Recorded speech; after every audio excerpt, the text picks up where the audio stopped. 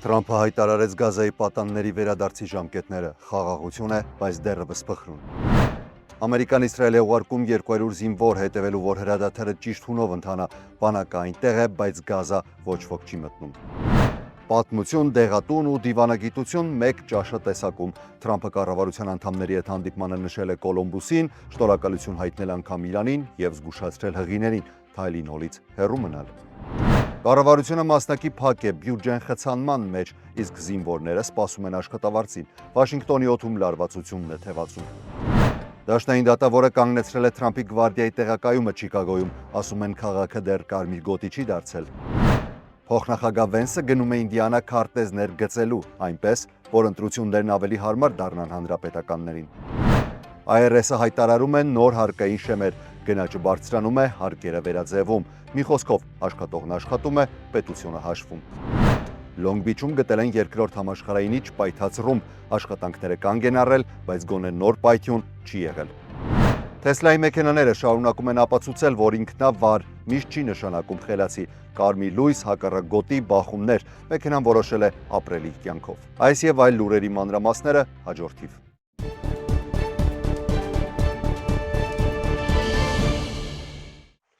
Ողջույն բոլորին, USR Media YouTube ալիքում ԱՄՆ գլխավոր լուրերն են, կանխավ շնորհակալություն եմ հայտնում բոլոր մեկնաբանությունների համար, ալիքին բաժանորդագրվելու, լուրերը հավանելու եւ դրանք տարածելու համար։ Ես Հարություն Մինասյանն եմ եւ անցնենք օրվա հագեցած ու կարևոր լուրերին։ Ինչպես գիտեք, արդեն Գազայի եւ Իսրայելի միջև որոշակի պայմանավորվածություն է եղել եւ առաջին փուլի համաձայնություն կա։ Դրա մասին եւ երեք հայտարարվեց եւ այսօր կառավարության անդամների հետ հանդիպման ընթացքում, որի ժամանակ Դոնալդ Թրամփը պարծանքով նաեւ խոսեց դրա մասին։ Նախագահ Դոնալդ Թրամփը հայտարարեց, որ Գազայում պահվող իսրայելցի պատանդները կազատվեն արդեն հաջորդ շաբաթվա սկզբին։ Գազայի համար նախատեսված լայնածավալ ծրագրի առաջին փուլի շրջանակում, որի նպատակն է վերջ տալ 2 տարի շարունակվող դաժան պատերազմին։ Իսրայելի եւ Պաղեստինյան զինված խմբավորման Համասի ներկայացուցիչները հաստատել են, որ 5-շաբթի օրը Եգիպտոսի Շարմ էլ-Շեխ հանգստավայրում կողմերը ստորագրել են համաձայնագիր։ Ըստ այդ համաձայնագրի մարտերը կդադարեցվեն, Իսրայելը մասնակիորեն դուրս կբերի զորքերը Գազայից, իսկ Համասը կազատի բոլոր մնացած պատանդներին,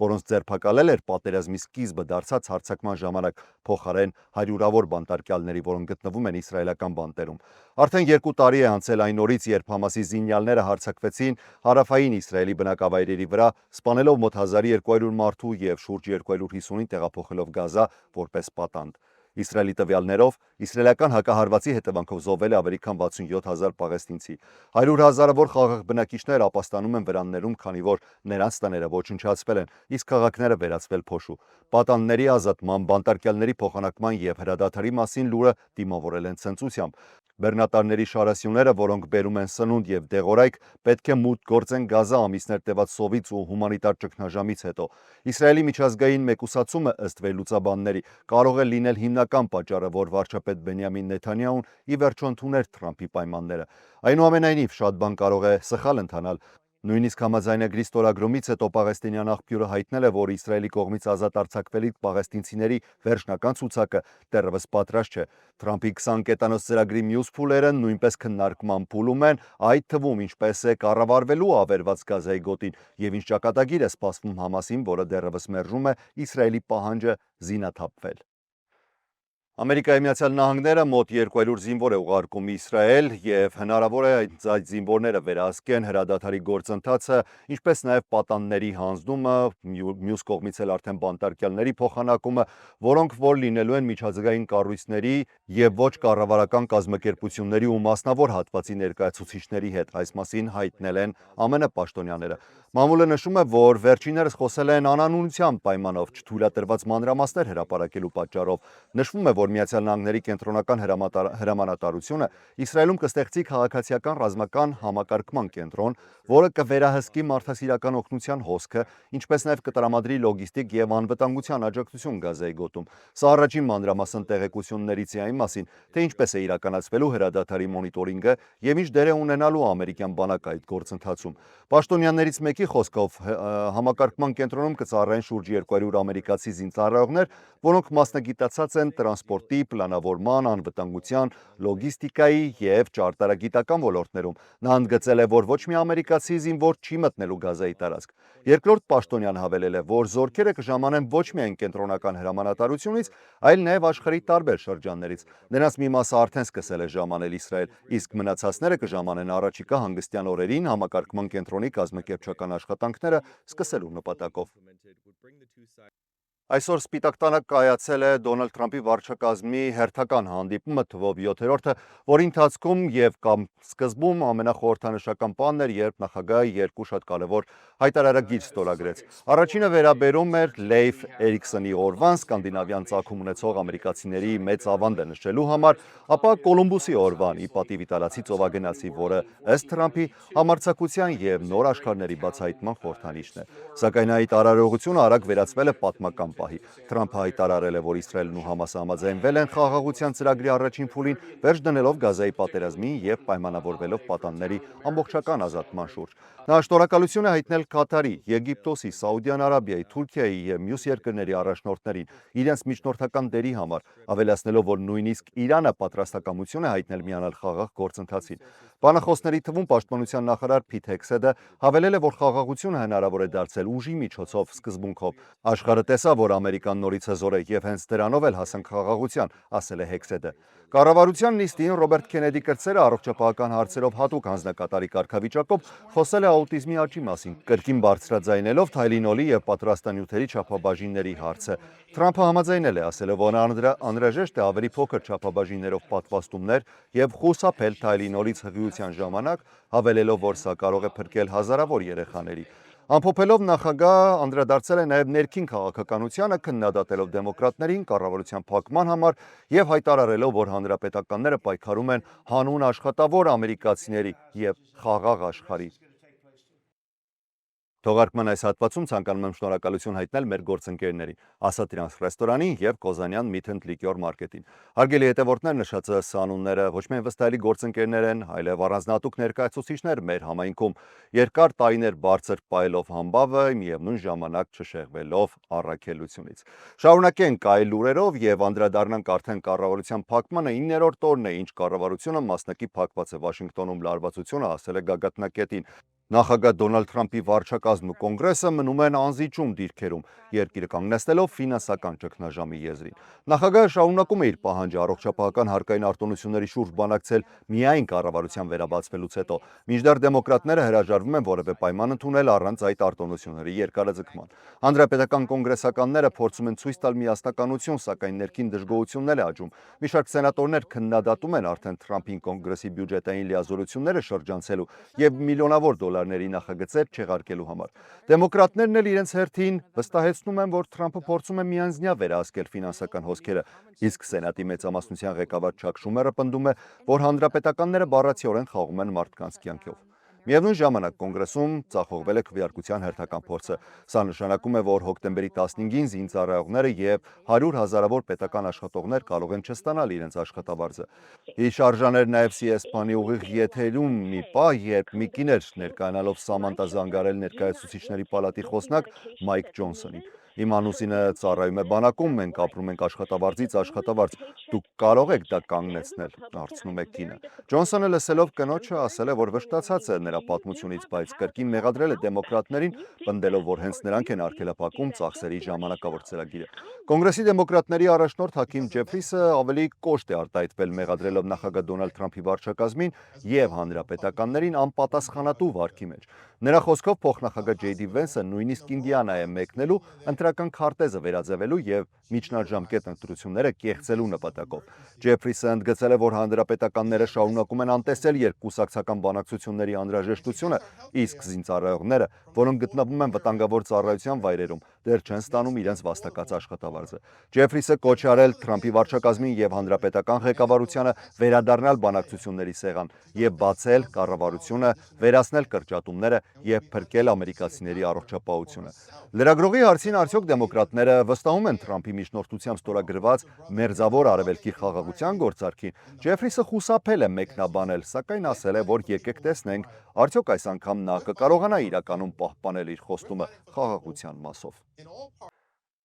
Այսօր դաշնային դատավորը մասամբ արգելել է Դոնալդ Թրամփին ազգային գվարդիականներ տեղակայել Իլինոյս նահանգում, մասնավորապես Չիկագո քաղաքում, սակայն այդ որոշման մանրամասները չի հրապարակել։ ԱՄՆ դաշնային դատարանի դատավոր Էյփրիլ Փերին հայտարարել է, որ որոշման ամբողջական տեքստը կներկայացնի ուրբաթ օրը։ Հայցը ներկայացվել էր երկուշաբթի Չիկագոյի քաղաքային իշխանությունների եւ Իլինոյս նահանգի կողմից նպատակ ունենալով դադարեցնել Իլինոյսի եւ Թեքսասի ազգային գվարդիայի ստորաբաժանումների տեղակայումը։ Այսօր նաև դաշնային վերաքննիչ դատարանն էր քննում մի գործ, որտեղ ասվում էր, որ արդյոք Թրամփը իրավասու է վերահսկելու Օրեգոնի ազգային գվարդիայի 200 զինվորի։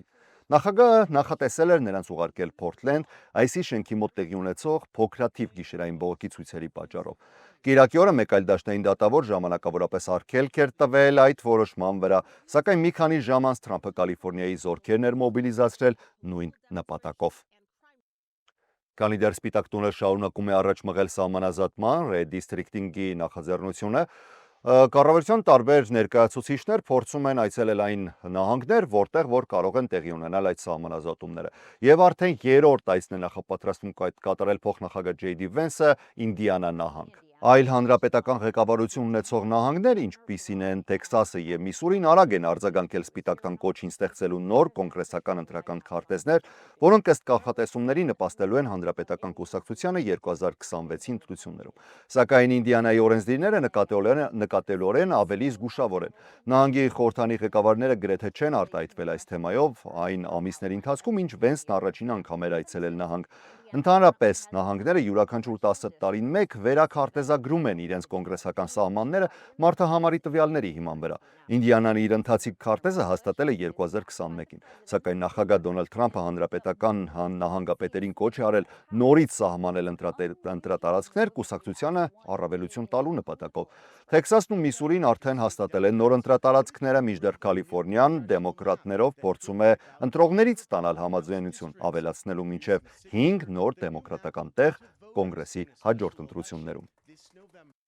Միացյալ Նահանգների ներքին եկամուտների ծառայությունը, նույն ինքը IRS-ը, սահմանում է նոր եկամտային հարկի փոփոխություններ, հաշվի առնելով գնաճը։ Այս փոփոխությունները ուժի մեջ են մտնելու արդեն հաջորդ հարկային տարվա համար։ Այս ամենամյա փոփոխությունը միտված է կանխելու այսպես կոչված հարկային սողանքը, երբ գնաճի հետևանքով աշխատողները հայտնվում են ավելի բարձր հարկային խմբում առանց իրական եկամտի աճի։ Այսպիսով ամերիկացիները հաջորդ տարի պետք է ավելի շատ վաստակեն, որպեսզի անցնեն ավելի բարձր հարկային մակարդակի։ Օրինակ 2026 թվականին $50,000 եկամուտ ունեցող անձը կվճարի 12% հարկ, մինչդեռ 2025-ին նույն եկամտի համար վճարում էր 22%։ IRS-ը հայտնել է, որ հոկտեմբերի 8-ից գործակալության բոլոր աշխատակիցները անցնում են վճարովի արձակուրդի կառավարության ֆինանսավորման դադարեցման պատճառով։ Այնուամենայնիվ, հարկատուները պետք է շարունակեն ներկայացնել եւ վճարել իրենց հարկերը սովորական կարգով։ Ֆինանսավորման բացակայությունը չի ազատում հարկային պարտավորություններից։ Միացյալ Նահանգներում հարկային համակարգը պրոգրեսիվ է, այսինքն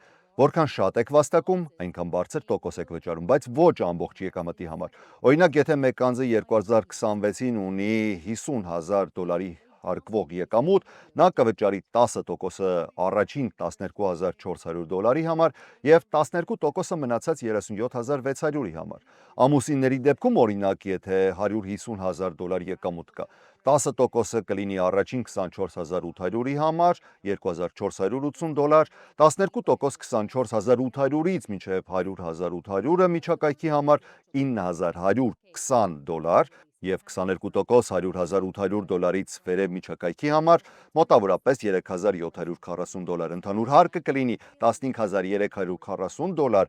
միջին հարկային դրույքն էլ 13%։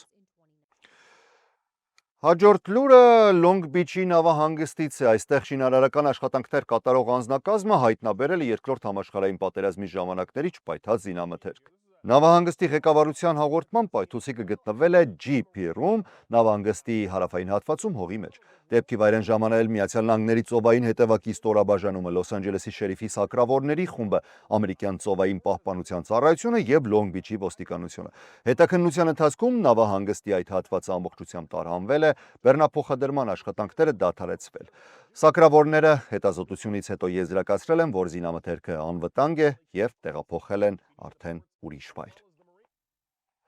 Հաջորդ լուրը վերաբերում է Թեսլայի այսպես կոչված անվտանգ ինքնավար համակարգերին, Միացյալ Նահանգների տրանսպորտի անվտանգության դաշնային ծառայությունը հերթական անգամ հետաքննություն է սկսում այս անգամ Թեսլայի Full Safe Driving ինքնավար համակարգի նկատմամբ։ Եվ սա տեղի է ունենում այն բանից հետո, երբ գրանցվել են արդեն տասնյակ միջադեպեր մեքենաների կարմիր լույսի տակ անցնելու, հակառակ գոտի դուրս գալու եւ բախումների հետևանքով մարդկանց վնասվածքներ պատճառելու դեպքերով։ 58 դեպք է արձանագրվել, եւ Թեսլայի վարորդները հայտնել են, որ համակարգը խախտել է ճանապարհային կանոնները առանց նախազգուշացման։ Շատերը նշել են, որ մեքենան հանկարծակի է փոխել ուղղությունը կամ անտեսել ազդանշանները առանց վարորդի միջամտության։ Հետաքննությունը ներառում է ավելի քան 2.8 միլիոն մեքենա, գրեթե բոլոր այն մոդելները, որոնք համալրված են Full Self-Driving կամ FSD տեխնոլոգիայով։ Հաջորդ քննությունը վերաբերում է այն հանգամանքին, որ Թեսլան պատշաճ կերպով չի հայտնել վթարների մասին, խախտելով դաշնային կանոնները։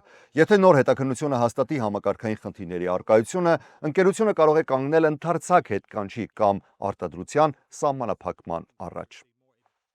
Իսկ այսօրվա համար առանձնացրել էինք այսքանը, ես Հարություն Մինասյանն եմ, շնորհակալ եմ ուշադրության համար, առողջ եղեք։